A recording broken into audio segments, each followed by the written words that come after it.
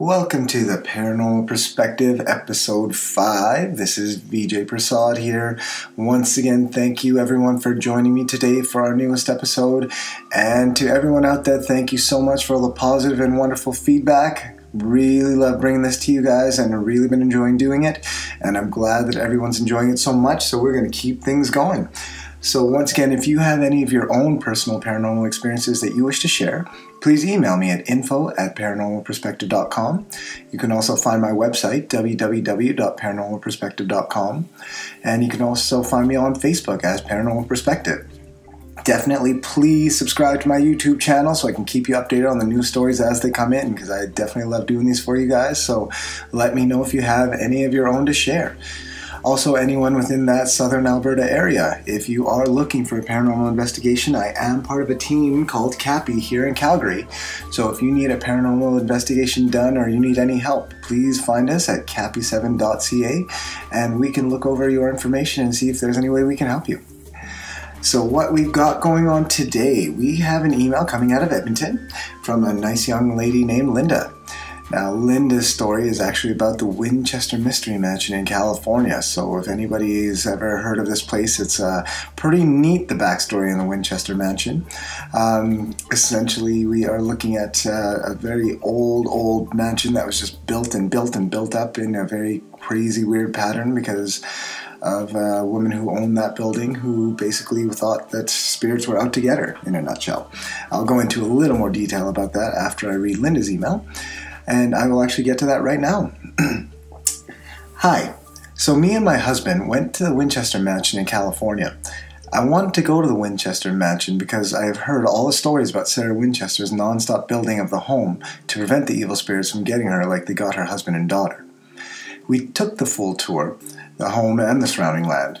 And if you are ever in the San Francisco area, I highly recommend looking it up and taking the time to check it out. Not only do you get to see the well-known sights, but you get to learn about the full history of the mansion. Anyways, while my husband and I were in the mansion, by the kitchen and dining room area, the person who was giving the tour was showing us the biggest closet in the world. Suddenly, I heard a voice behind me asking me to move. Not really thinking, I moved to the side and looked behind me to see who it was I was moving for. I noticed a woman in her mid-20s who was a little taller than me, with a dark hair in a bun, and wearing 1900s period clothing. Now I was thinking, this is a historic place. Some people will dress up in character, and then I remember reading that at the mansions, they don't dress up in period clothing. At that moment, I started looking for the lady that passed me. She would have went through the crowd in front of me, but no one moved. I could see into the kitchen and no one was there. The guide who was talking about the kitchen and dining room kind of stopped his speech because he noticed that I was looking around. I just smiled and he went back to his speech. I leaned over to my husband and asked if he saw anyone walk by us, and he said no. During the tour, the guide mentioned that even though Sarah was a very demanding employer to work for, most of her employees were happy to work there. The feeling I got from this lady that I saw was that of happiness and pride. She had a job to do, and she was going to do it because it made her happy. Afterwards, while I was talking to my husband, after I saw and felt was annoyed that it was this big scary ordeal that I was part of and no one else seemed to notice.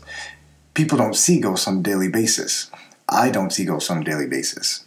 And what I went through, there was no other eyewitness, no proof. But for me, this was proof of an afterlife. And it is not unfinished business. Sometimes it is just reliving the more happiest moments of your life. Thank you very much, Linda, for sharing that with us here today.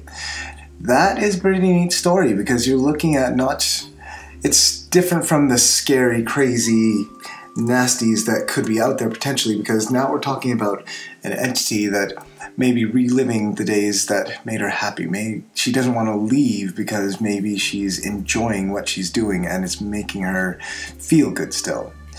It's you have to wonder, after we pass on, do we hold on to those emotions, or it makes you wonder what makes us cling to that life that we don't want to leave behind. Because in this case, what Linda's thinking is that the spirit that she saw was doing her chores and reliving her moment. She didn't feel threatened. She didn't feel scared. She didn't feel at risk. She just felt like somebody was doing their job, and they just wanted to keep doing their job regardless of what was going on around them. And so she felt that this was a basic person with purpose doing their thing. There was nothing to be afraid of. Kind of a nice thought, because it tells us in one way that it gives us a little less to fear. We can continue doing what we need to do to make us happy, which ultimately, that's got to be one of the most important things. A little bit of the history on the Winchester Mystery Mansion. So, as we were talking about Sarah Winchester, so Sarah Winchester was the woman who continued this mass construction project on the Winchester house.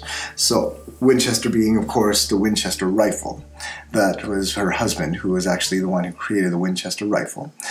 Now, the reason why this whole story kind of comes together is because Sarah Winchester had actually reportedly, now this is hard to confirm, but this is the basic story, the one you'll probably even find on the website for the Winchester house. But essentially, the story is that Sarah Winchester consulted with a medium, and the medium had then basically told her that her family and her fortune were all being haunted by spirits of the dead who the Winchester rifle had killed. So essentially, that gun, the Winchester rifle, all the lives it had taken, this medium told Sarah Winchester that those lives were haunting her and her family because this was the gun that took their lives.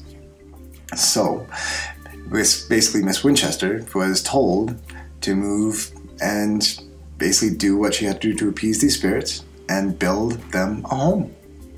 That's essentially what it comes down to, is she was told to build them a home by this medium. And the reason for all the weird staircases and doors to nowhere and all that kind of stuff was basically so they couldn't find her and get her. As per Linda's email, so essentially the thought that Sarah Winchester had was these spirits had killed her family. They were taking her family from her. And she was trying to make sure they didn't get her also. Just so we are clear, Sarah Winchester did actually live quite a long time. She became an eccentric old lady before she passed on, and she has quite the story to herself as well. And essentially when she passed on, she died from heart failure. So she actually lived her full life and died from heart failure while asleep. She passed away gently, peacefully. Not some scary, nasty way, but actually probably one of the better ways to go if you're going to go, and probably want to go in your sleep where it's nice and peaceful and warm and loving. But yeah, that's the basic backstory. So again, that was in a nutshell. But if you want to find out more, definitely visit winchestermysteryhouse.com, and you can actually go find out the full story there. And like Linda was recommending, maybe if you're ever in the California area, take the tour, because those are kind of the places I like to visit also.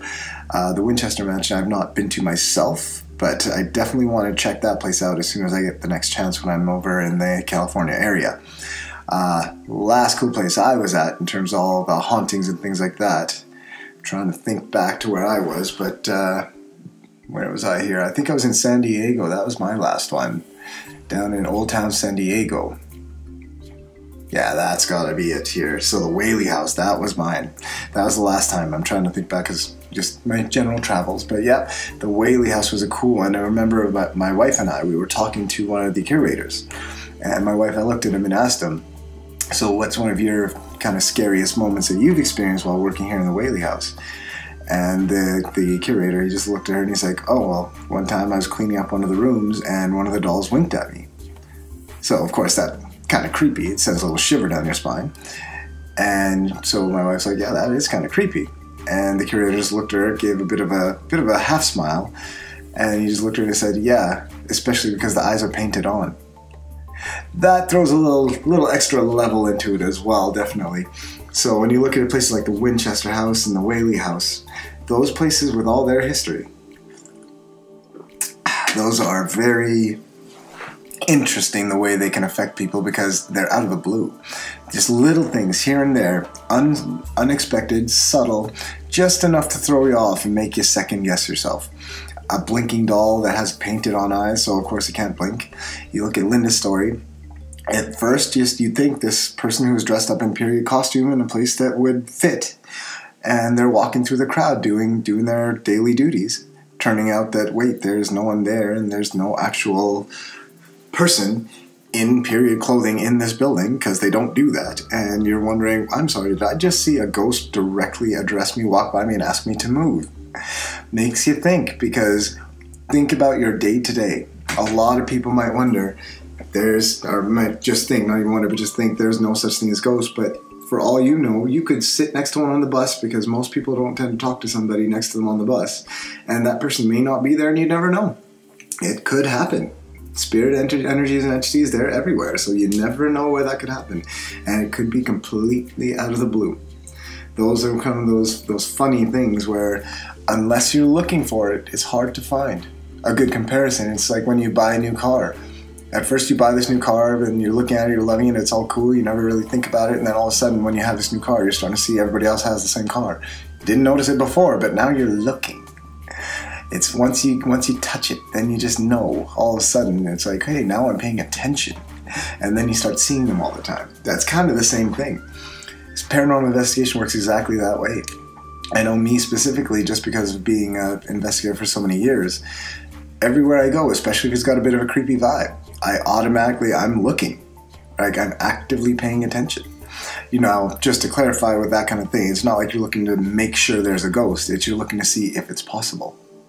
Because you don't know. Not everywhere is haunted. Not everywhere has energy or activity that's going to manifest itself in some way.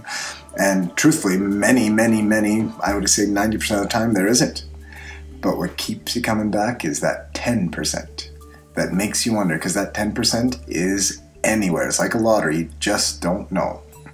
And that's one thing, like just what happened here with Linda at the Winchester house.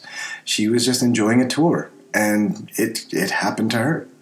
She was just enjoying a tour, and then gets tapped on the shoulder by what seems to be, or not tapped on the shoulder, sorry, but addressed by some entity.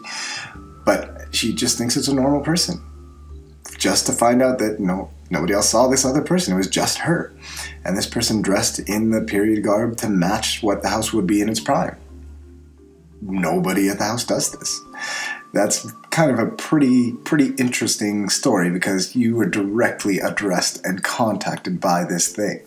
I don't want to call it thing. That sounds terrible. Let's call it entity is a little nicer, but thing sounds bad. So this entity, this person, and yeah, let's go with this person, because truthfully, when you look at what a real ghost is, they're just like us. Once upon a time, they were alive, they had jobs, they might have had cars, might have had pets, everything. They were just like us, except now they just don't have a physical body.